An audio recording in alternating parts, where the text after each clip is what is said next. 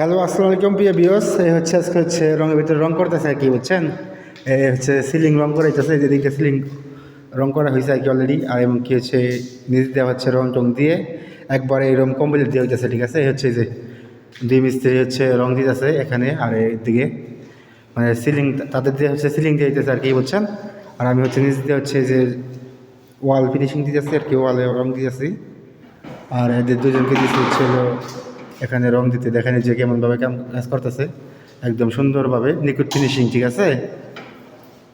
দেখেন এই যে মানে দুইজনে দুই দিক দিয়ে আর কি হালকা দিয়ে আর কি পিলাই উপরে কিন্তু পিলাইব, তারপরে কিন্তু হচ্ছে ঢালাই দিছি, তারপরে হচ্ছে ফাইবার করে দিছি ছাদের উপরে, বুঝছেন। এই হচ্ছে ছাদের হলো সিলিং বলতে কি উপরে হচ্ছে যে হোলি দিয়ে আর কি এগুলো করা হয়েছে, বুঝছেন।